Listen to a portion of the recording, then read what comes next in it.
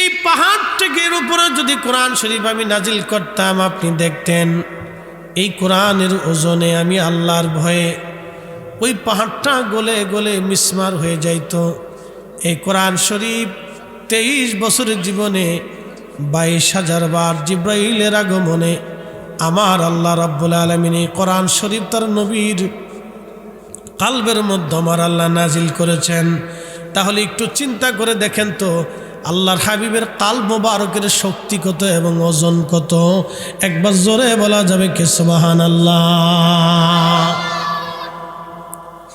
তাহলে রাসূল কারীমের কাল মোবারকের শক্তি এবং ওজন কত ছিল। যেই কোরআনের ওজন পাহাড় সহ্য করতে পারে না, সেই কোরআনের ওজন রাসূল কারীমের কাল সহ্য করত। তো একবার আর দুইবার না, যতবার নাজিল হয়েছে ততবারই সহ্য করছেন। তাহলে রাসূল কারীমের কাল কত মজবুত ছিল।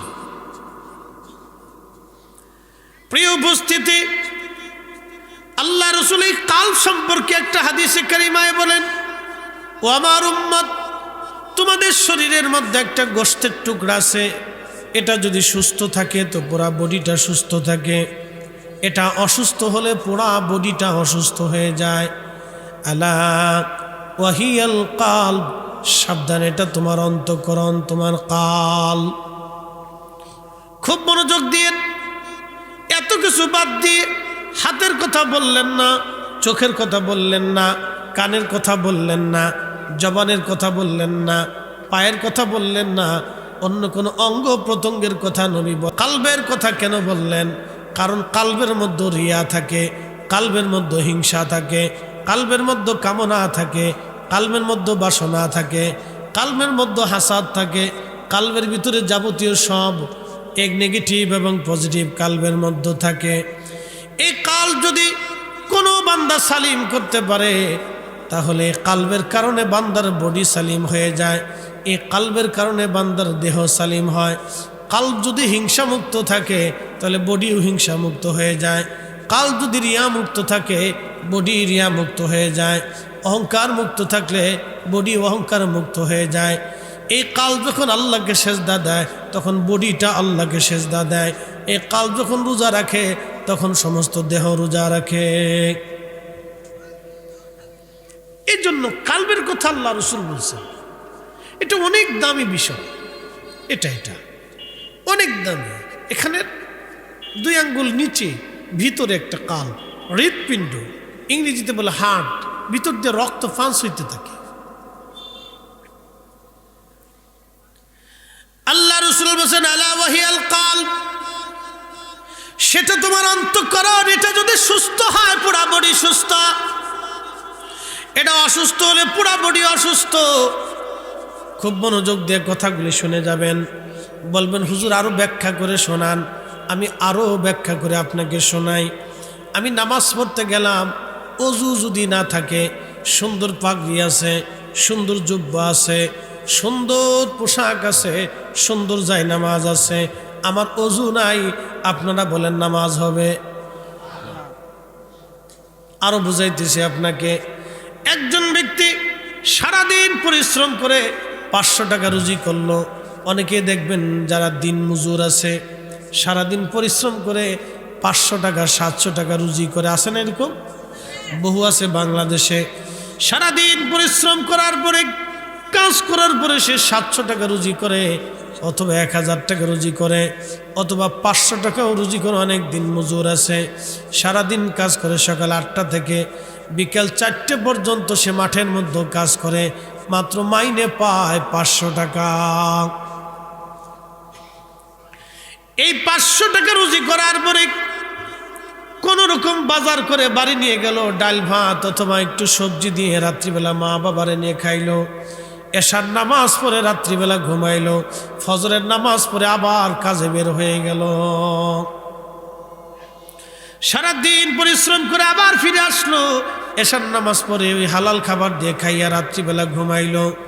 আর একজন ব্যক্তি সুদে ঘুষে হারামে অন্যের সম্পদ মারিয়া দিয়া কোটি কোটি টাকার মালিক হইয়া, ওই লোকটা গরুর গোশত আনিয়া কালা বোনা বানাইয়া সুন্দর করে খাইয়া রাত্রিবেলা খেয়ে এশার নামাজ পড়ে ঘুমাইলো। এইভাবে হারাম খাবার দিক ৩৬ বছর ধরে সে এশার নামাজ পড়ল, অথবা তার জীবনের ৬০ বছর এশার নামাজ ওইভাবে পড়ল, ফজরের নামাজ পড়ল, জোহরের নামাজ পড়ল, আসরের নামাজ পড়ল, মাগরিবের নামাজ পড়ল। ওই যে একজন ব্যক্তি সারাদিন পরিশ্রম করে হালাল খাবার দিয়ে রাত্রিবেলা এশার নামাজ পড়িয়া ওই রাত্রিবেলা ঘুমাইছে, তারে এক ওয়াক্ত এশার নামাজ আর ওই হারাম করে সারা জীবনের এশার নামাজ যদি আর এক পাল্লায় দেন, হালাল যে ভক্ষণ করার এশার নামাজের এক ওয়াক্ত এশার নামাজের ওজনের সমান হবে না। কি কথা বলেন না কেন, ঠিক কিনা? এটার নাম হচ্ছে পরিচ্ছন্নতা। বান্দাকে আল্লাহ কেন কবুল করে, কেন মঞ্জুর করায়? এটার নাম হচ্ছে পরিচ্ছন্নতা। কালটা ঠিক ওই রকম। বাহ্যিক বেশভূষা অনেক সুন্দর, নামাজ আছে কিন্তু অহংকার আছে। আল্লাহর কসম করে বলি, নামাজের 4 পয়সা মূল্য নেই। কি কথা ঠিক কিনা? আমি ফরিদি সাহেবের কণ্ঠবালা যদি অহংকার করি, আল্লাহর কসম করে বলি, আমার এই ওয়াজের 4 পয়সা মূল্য নেই। এই ওয়াজের 4 পয়সা, 4 পয়সাও দাম নেই। আমার অন্তরে হিংসা, ও ভালো কাচ্ছে, এটা আমাদের গ্রামের মহিলাদের ভিতরে বেশি। মা বোনরা ঠিক আসতে কোশনে পরে টাকা পয়সা দিবেন না, জ্বালাত আছে। মহিলাদের অন্তরে হিংসাটা বেশি। মা বোনরা যারা শুনতেছেন, মন খারাপ করেন না। আমার বোনেরা, আপনাদেরকে মায়ার দৃষ্টিকোণ থেকে বলি, কারণ আমাদের তো সুন্দর করে বেঁচে থাকার দরকার, আমাদের তো ঝগড়া করার দরকার না। আমরা সবাই মিলেমিশে থাকবো। আমাদের ছোট গ্রাম মায়ের সমান, আলো দি বায়ু দি বাসাইছে প্রাণ, মাঠ ভরা ধান তার জল ভরা দিঘি, চাঁদের কিরণ লেগে করে ঝিকিমিকি, আম গাছ জাম গাছ বাজার যেন মিলেমিশে আসে ওরা আত্মীয় হেন। সকালে সোনার রবি পূর্ব দিকে উঠে, পাখি ডাকে বায়ু বয় নানা ফুল ফোটে। কবি তো সুন্দর করে কবিতা শোনায় লিখে দিয়ে গেল, কবির ভাষাও তো সুন্দর। ও মা বোনেরা, আপনারা শুনে যান। মহিলাদের ভিতরে হাসাদ বেশি। হাসাদ মানে হিংসা। মহিলাদের মধ্যে হিংসা বেশি। মনে করবেন হুজুর কেন হিংসা বেশি, আপনাদেরকে বুঝাই। এক বাড়িতে 3 বউ, বড় ভাই, ছোট ভাই এবং মেজো ভাই। তো 3টা বউ, বড় ভাই একটা দামি একটা কাপড় নিয়ে আসছে, কাপড়ের দাম 5,000 টাকা। ছোট ভাই কাপড় নিয়ে আসছে, দাম 3,000 টাকা। দেখবেন ঘরের মধ্যে তুফান উঠে গেছে। বলে তুফান কি?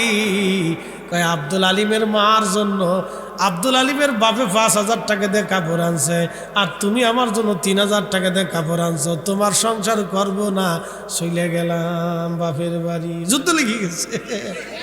পুরে তুফান ঈদের উপরে ঠাডা পড়ে গেছে। ঈদের কপাল শেষ। এটার নাম হলো হাসাদ। ওই স্ত্রী কৃতজ্ঞ, স্বামী যা দিয়ে কিনে এনে দিয়েছে, স্ত্রী বলবো আলহামদুলিল্লাহ স্বামী আমার, আপনার সামর্থ্য অনুযায়ী আপনি আমার যা দিয়েছেন আমি শুকরিয়া, আল্লাহর দরবারে খুশি আছি। এই স্ত্রী হলো নেককার স্ত্রী। কি কথা কন না কে? এটা হলো অরিজিনাল বউ, স্বামীর শুভাকাঙ্ক্ষী।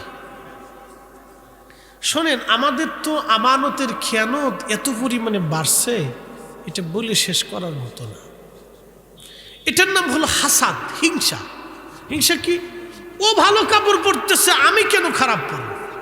এটা এক ধরনের হিংসা। এই যাবতীয় হিংসা আমাদের অন্তরে রাখা যাবে না। বিকালবিন সালিম, আমাদের আত্মাকে পরিশুদ্ধ করতে হবে। হিংসা, রিয়া, কামনা, বাসনা, অহংকার, এগুলি থেকে আমাদেরকে মুক্ত থাকতে হবে, পরিচ্ছন্ন থাকতে হবে, একবারে ফ্রেশ থাকতে হবে। আমি দামি গাড়িতে চলি বিদায় যে রিক্সাওয়ালা দুর্বল হয়ে গেছে তা না। একদিন আমার গাড়িতে এক রিক্সাওয়ালা বাদাই দিচ্ছে, বুঝতে পারছেন? দোষটা আমার না, দোষটা ওনারই। তো বাদাই দেওয়ার পরে দেখলাম রিক্সাওয়ালার রিক্সার চাকা ভেঙে গেছে। তা আমি চিন্তা করলাম, আমি যদি ট্রেনে চলে যাই, বেচারা গরিব মানুষ। তা আমি বের হয়ে তারে বললাম যে চাকা সারতে কত টাকা লাগবে? তো বললো যে হুজুর এত টাকা হলে। তা আমি তার টাকাটা দিয়ে দিলাম। তো বলল হুজুর দোষটা তো আমার। আমি বললাম দোষ আপনার হয়েছে, কিন্তু ক্ষতি আপনার হয়েছে। আমার আল্লাহ দিছে, আপনার আল্লাহ গরিব মানুষ, সারাদিন পরিশ্রম করে আপনি 500 টাকা রুজি করেন, ঢাকা শহরে পেট্রোল মেরেছিলেন। তো লোকটা বৃদ্ধ, আপনি নেন, আপনি এটা ঠিক করে নিন।